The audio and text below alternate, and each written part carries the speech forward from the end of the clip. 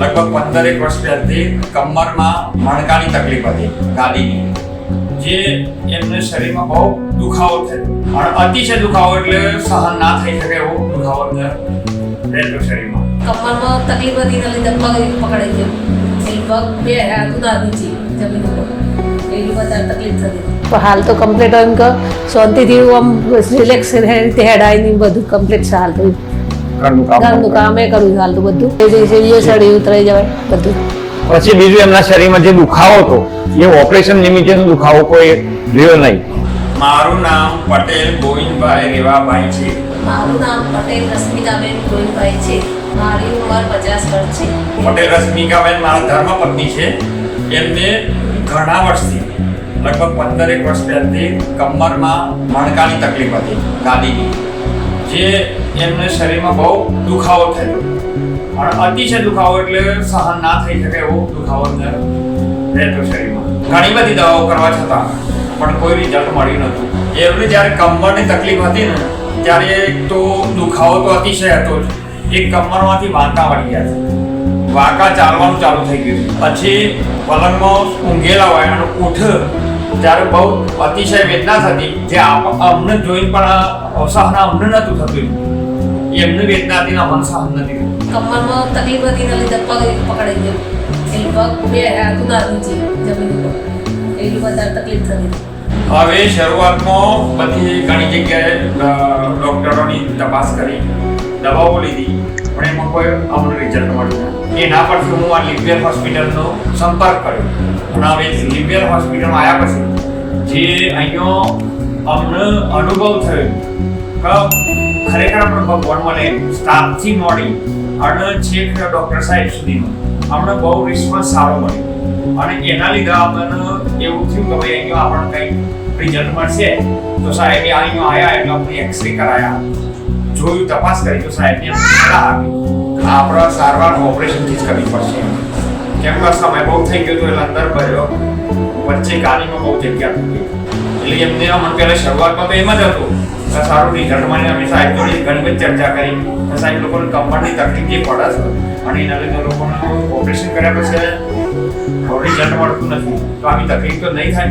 અમારે કેમ કે લેડીઝનું કામ કરવું આપણે કરવાનું હોય, તો લેડીઝનું તકલીફ પડે તો અમારું ઘર જ બાકી જાય. સાહેબ બધી અમે રિક્વેસ્ટ કરી કે સાહેબ એ કીધું તમે ચિંતા ના કરો, તમને જેવું છે, જેવું વ્યક્તિ તૈયાર કરવું છે એવું આપણે કરી અને આપણને બધા રિઝલ્ટ મળેલા છે.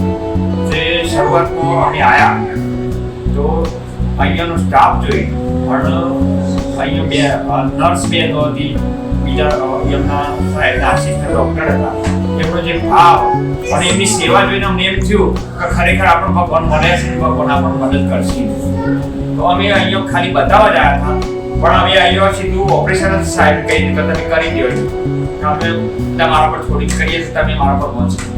શરૂઆતમાં એમ થયું કેટલી તકલીફ થાય, પણ પછી એમ થયું મેં પૂછ્યું મેડમ મને કે કોઈ ચિંતા ના કર, કશું નહીં થાય. પછી જલ્દી બતાવી દીધું તો પછી વાંધો નહીં આવે.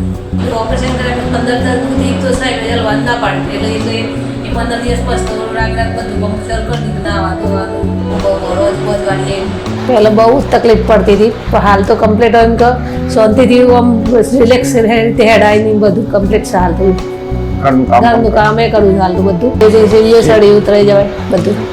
એમને ઓપરેશન કર્યા પછી 10 દિવસ સુધી એમને પકડવા પડતા હતા અને 15મા દિવસે તે પોતાનું જાતે ઊભા થઈ, પથારીમાંથી ઊભા થઈ પોતાનું સંડાસ બાથરૂમમાં પોતે જઈ શકતા હતા અને 25મા દિવસે કમ્પ્લીટ ઊભા થઈને જાતે રોટલી કરી શક્યા. એટલા નોર્મલ ઓપરેશન કર્યા પછી થઈ શક્યા હતા. પછી બીજું એમના શરીરમાં જે દુખાવો હતો એ ઓપરેશન નિમિત્તેનો દુખાવો કોઈ રહ્યો નહીં.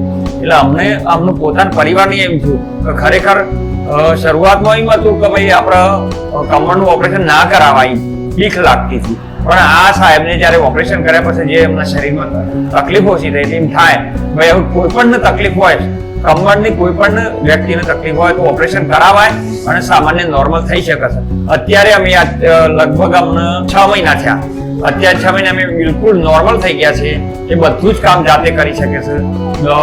ભેંસોનું દૂધ કાઢવાથી મળી, નાના છોકરાઓને રાખવાથી મળી, કૂવા જવાનું પણ કામ કરી શકે છે. સવારે ઉઠીને શેર કાઢવા જઈએ, પછી રોટલી બનાવવાની, પછી કપડાને મશીન છે પણ કપડાં સુકવવાના એ બધું કરવાનું, રોજ વારવાની, પછી પોતું કરવાનું બહુ, પછી ભાણો ભાઈ છે તેને રાખીએ આખો દિવસ, કૂવો ઓટો મારવાનો. પછી બીજું, જ્યારે એમને તકલીફ હતી ત્યારે હું પોતે ધંધા પર જતો ને તો મને આખા દિવસ વિચારો આવતા કે હવે મારા ઘરવાળાના કેવું રહેશે, એમ કેવી તકલીફ થશે એમ. પણ જ્યારે આ ઓપરેશન ભગવાન જેવા સાહેબ મળ્યા અને જ્યારે એમને ઓપરેશન કર્યું ત્યારે હું બપોરે સોજના ફોન કરો અને તો મને અંદરથી થતું ફીલ કે હવે તૈયાર થઈ જાય જાઉં તો મને સંતોષ થતો એમ કે ભાઈ ચલો આપણે ઘરવાળાનું તકલીફ મટી જાય છે એટલે આપણે ટેન્શન ઓછું છે. એટલે ખરેખર આ ઓપરેશન કર્યા પછી મને 100% ટેન્શન મટી ગયું છે કે જે કમરની તકલીફનું જે આપણને ટેન્શન નતું એ ટેન્શન બિલકુલ દૂર થઈ ગયું છે મને. અને ભગવાનનું આ માન જ્યારે આ દુખાવાની વાત થાય ત્યારે હું ગમે તેને સલાહ આપું છું કે ભાઈ તમારા કોઈ પણ કમરની તકલીફ હોય તો લીવવેલ હોસ્પિટલ ડોક્ટર સાહેબનો સંપર્ક કરવા જેવો છે અને એ જે સલાહ આપશે એ બિલકુલ સાચી સલાહ આપશે અને સારું એવું કામ એમનું પરફેક્ટ કામ છે. અહીંયા બતાવવા આવવાનું હતું કે ત્યારે મનથી એમ થતું કે ભાઈ ઘણી વખત ફીલ થાય કે ભાઈ અમદાવાદ જઈએ તો આપણે કેવું રહે એવું. પણ જ્યારે હવે અહીંયા જે આયા અંદર અને અહીંયાના સ્ટાફ નર્સ અને ડોક્ટર સાહેબનો જે રિસ્પોન્સ જોયો એટલે અમને પોતાના ઘર જેવું જ લાગ્યું. અમે જ્યારે ઓપરેશન કરવા આવ્યા ખાલી પહેલા બતાવવા જ આવ્યા હતા, સાહેબને બતાવીને આવીએ છીએ, પણ અમે અહીંયા ઓન ધી સ્પોટ સાહેબના કહેવાથી તાત્કાલિક અમે જાતે જ નિર્ણય કે અમે ઘેરાય કીધા વગર આવ્યા હતા. પણ અમને સાહેબ પર એટલો વિશ્વાસ લાગ્યો એટલે અમે તાત્કાલિક અહીંયા ઘેર કશું કપડો લેવાય નતા ગયા, અમે આવ્યા હતા એ જ કપડે અને એ જ રોકાણા અને ઓપરેશન કર્યું. જ્યારે ઓપરેશન થઈ ગયા પછી જે સ્ટાફ અને નર્સ બહેનોને જે મદદ કરી છે એ અમે એમનો ઉપકાર કરી ભૂલી શકીએ એવા નથી અને અમને એવું રિઝલ્ટ પણ મળ્યું છે. અને અમે નોર્મલી આપણે દવાખાનામાં જઈએ તો સામાન્ય આપણે જો ચપ્પલ પહેરીને જો અંદર જતા રહ્યા તો આપણને તાત્કાલિક ટોક કરવામાં આવે, પણ અહીંયા બહેનોએ અમને સહેજ પણ કહ્યું નહીં અને એમને જે બોલવાની ભાષા એકદમ મીઠી કે આપણે ઘર પણ ભૂલી જઈએ. અમે તો ઉપરથી વધારે 2 દિવસ તો દવા પણ વધારે રોકાઈ ગયા થઈ નથી.